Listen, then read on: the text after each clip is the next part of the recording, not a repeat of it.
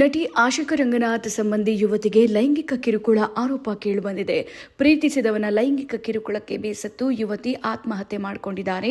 ಹಾಸನ ಮೂಲದ ಯುವತಿ ಅಚುಲ ಬೆಂಗಳೂರಿನಲ್ಲಿ ಆತ್ಮಹತ್ಯೆಗೆ ಶರಣಾಗಿದ್ದಾರೆ. ನವೆಂಬರ್ 21ರಂದು ಬೆಂಗಳೂರಿನ ಪಾಂಡುರಂಗನಗರದಲ್ಲಿ ಆತ್ಮಹತ್ಯೆ ಮಾಡಿಕೊಂಡಿದ್ದ ಅಚಲ ಘಟನೆ ನಡೆದು 10 ದಿನ ಕಳೆದರೂ ಆರೋಪಿಗಳ ಬಂಧನ ಆಗಿಲ್ಲ ಅಂತ ಯುವತಿ ಪೋಷಕರು ಇದೀಗ ಆಕ್ರೋಶವನ್ನು ವ್ಯಕ್ತಪಡಿಸಿದ್ದಾರೆ. ಬೆಂಗಳೂರಿನ ಪುಟ್ಟೇನಹಳ್ಳಿ ಪೊಲೀಸ್ ಠಾಣೆ ವ್ಯಾಪ್ತಿಯಲ್ಲಿ ಈ ಘಟನೆ ನಡೆದಿದೆ. ತನ್ನ ದೂರದ ಸಂಬಂಧಿ ಮಯಾಂಕ್ ಜೊತೆ ಅಚುಲ ಸ್ನೇಹ ಹೊಂದಿದ್ರು. ಪ್ರೀತಿಸೋದಾಗಿ ನಂಬಿಸಿ ಸುತ್ತಾಡಿ ಮದುವೆಗೆ ಮೊದಲೇ ದೈಹಿಕ ಸಂಬಂಧಕ್ಕೆ ಕಿರಾತಕ ಪೀಡಿಸಿದ್ದಾನೆ. ಪ್ರೇಮಿಯ ಒತ್ತಾಯಕ್ಕೆ ಒಪ್ಪದಿದ್ದಾಗ ದೈಹಿಕ ಹಲ್ಲೆ, ಮಾನಸಿಕ ಕಿರುಕುಳವನ್ನ ಆರೋಪಿ ನೀಡಿದ್ದಾನೆ. ಪದೇ ಪದೇ ಫೋನ್ ಮಾಡಿ ಕಿರುಕುಳ ನೀಡಿದ್ರಿಂದಲೇ ಮಗಳ ಆತ್ಮಹತ್ಯೆ ಆಗಿದೆ ಎಂದು ತಾಯಿ ಕಣ್ಣೀರಿಟ್ಟಿದ್ದಾರೆ. ಬೆಂಗಳೂರಿನ ಸಂಬಂಧಿಕರ ಮನೆಯಲ್ಲಿ ನೇಣು ಬಿಗಿದುಕೊಂಡು ಅಚಲ ಆತ್ಮಹತ್ಯೆ ಮಾಡಿಕೊಂಡಿದ್ದಾರೆ. ನಟಿ ಆಶಿಕಾ ರಂಗನಾಥ್ ಮಾವನ ಮಗಳಾಗಿದ್ದಾರೆ ಅಚಲ. ಇಂಜಿನಿಯರಿಂಗ್ ಮುಗಿಸಿ ಕೆಲಸಕ್ಕೆ ಸೇರುವಂತಹ ತಯಾರಿಯಲ್ಲಿದ್ದರು. ಮದುವೆಯಾಗುವುದಾಗಿ ನಂಬಿಸಿ ಮಯಾಂಕ್ನಿಂದ ಮೋಸ ಮಾಡಿದಂಥ ಆರೋಪ ಕೇಳಿಬಂದಿದೆ. ಡ್ರಗ್ ಅಡಿಕ್ಟ್ ಆಗಿದ್ದ ಮಯಾಂಕ್ನಿಂದ ಲೈಂಗಿಕ ಕಿರುಕುಳ ಆರೋಪ ಆಗಿರುವಂಥದ್ದು. ಹಾಸನ ನಗರದ ಮಯಾಂಕ್ ಹಾಗೂ ಆತನ ತಾಯಿ ಮೈನಾ ವಿರುದ್ಧ ಇದೀಗ ಕೇಸ್ ದಾಖಲಾಗಿದೆ. ಮಗಳ ಸಾವಿಗೆ ಕಾರಣವಾದವರನ್ನ ಕೂಡಲೇ ಬಂಧಿಸಿ ಎಂದು ಅಚಲ ಪೋಷಕರು ಆಗ್ರಹ ಮಾಡಿದ್ದಾರೆ.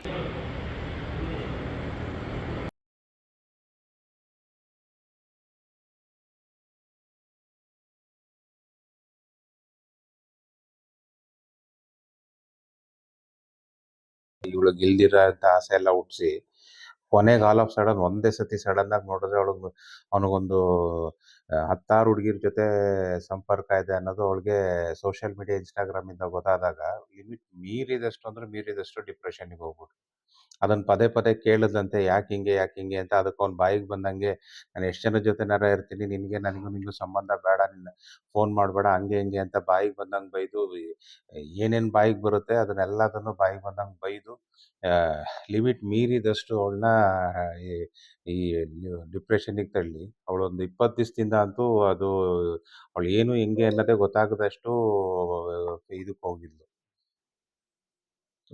ಹಾಂ. ಆಮೇಲೆ ಇವಾಗ ಗೊತ್ತಾಗಿದ್ದು ಅವನು ಇಂಜಿನಿಯರಿಂಗ್ ಕಾಲೇಜಿಂದನೂ ಅದೇ ಪ್ರಾಬ್ಲಮ್ ಅಂತೆ. ಜಿಮ್ಮಲ್ಲಿ ಅಲ್ಲಿ ಇಲ್ಲೆಲ್ಲ ಕೇಳಿ ನೋಡಿದಾಗ ಅವನು high end regular over drugs addict ಅಂತೆ. ಡ್ರಗ್ಸು ಮತ್ತು ಹುಡುಗಿರು ಇವೆರಡೇ ಅಂದರೆ ಇದೆರಡೇ. ಕೇಳಿದ್ರೆ ನಮ್ಮ ಹತ್ರ ದುಡ್ಡಿದೆ, ನಮ್ಮ ಅಪ್ಪನ ಹತ್ರ ದುಡ್ಡಿದೆ, ನಮ್ಮ ಅಪ್ಪ ಅಷ್ಟು ದುಡ್ಡು ಮಾಡಿಟ್ಟಿದ್ದಾರೆ, ನಾನು ಹಂಗೆ ಮಾಡ್ಬೋದು ಹಿಂಗೆ ಮಾಡ್ಬೋದು, ನೀನಿಲ್ಲ ಅಂದರೆ ಇನ್ನೊಬ್ಬರು ಅಂತ ಎಲ್ಲ ತೀರಾ ಕೆಟ್ಟದಾಗಿ ಮಾತಾಡ್ತಾರೆ. ಖಂಡಿತ ಏನಂದ್ರೆ ಏನು ಗೊತ್ತಿದ್ದವಳು 22 ವರ್ಷದಲ್ಲಿ ಮದುವೆ ಮಾಡ್ಕೊತೀನಿ ಅಂತ ಕರ್ಕೊಂಡು ಇದಾಗಿ ಒಂದೇ ಸತಿ ಇದೆಲ್ಲ ಗೊತ್ತಾದ್ಮೇಲೆ ಬಾಯಿಗೆ ಬಂದಂಗೆ ಬೈದು ಹಿಂಸೆ ಕೊಟ್ಟು ಅಟ್ಲೀಸ್ಟ್ ಅವಳಿಗೂ ತುಂಬ ಅಂದ್ರೆ ತುಂಬ ಆರಾಮಾಗಿರೋ ಅಂತ ಲೈಫ್ ಇತ್ತು.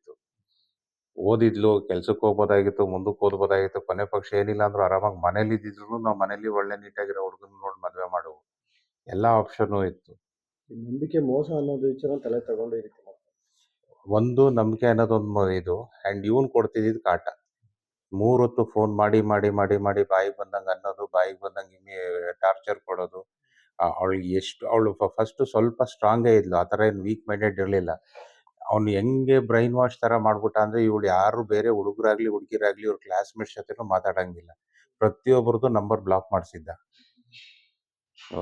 ಎಷ್ಟು ಮೈಂಡ್ ವೀಕ್ ಮಾಡ್ಬಿಟ್ಟ ಅಂದರೆ ಇವನಿಲ್ಲ ಅಂದರೆ ಬೇರೆ ಪ್ರಪಂಚ ಇಲ್ಲ ಅನ್ನಂಗೆ. ಈಗ ಮಾಡಿರೋದು ಹೆಂಗೆ ಅಂದರೆ ಮನೆಯವ್ರದ್ದು ಹಿಂದೆ ಮುಂದೆ ಮಕ ನೋಡ್ದಲ್ಲೇ ಮಾಡ್ಕೊಂಡಿರೋದು ಅಂದರೆ ಅಷ್ಟು ಅವಳದು ಬ್ರೈನ್ ವಾಶ್ ಮಾಡಾಕಿದ್ದು.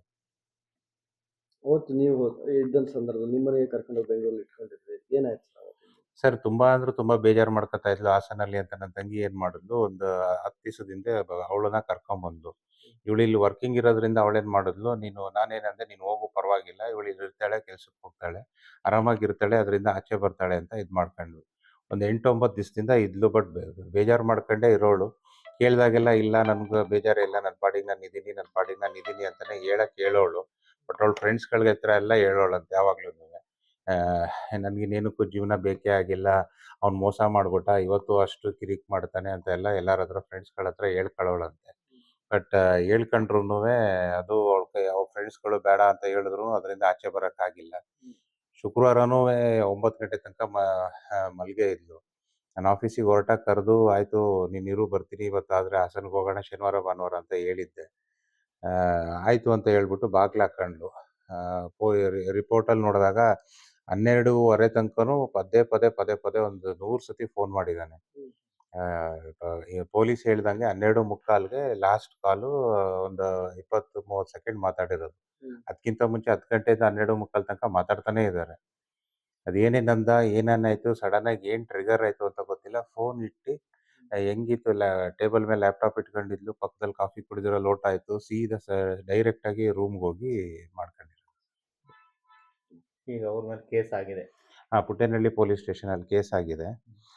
ಸೋ ಫಾರ್ ಇನ್ನೂ ಅರೆಸ್ಟ್ ಆಗಿಲ್ಲ. ಅದೇ ಶುಕ್ರವಾರ 4 ಗಂಟೆಗೆ ಸೆಷನ್ ಕೋರ್ಟಲ್ಲಿ ಬಂದು ಇದು ಫೈಲ್ ಮಾಡೋದ್ರಂತೆ, ಆಂಟಿಸಿಪೇಟರಿ ಮಾಡೋಗಿದ್ದಾರಂತೆ.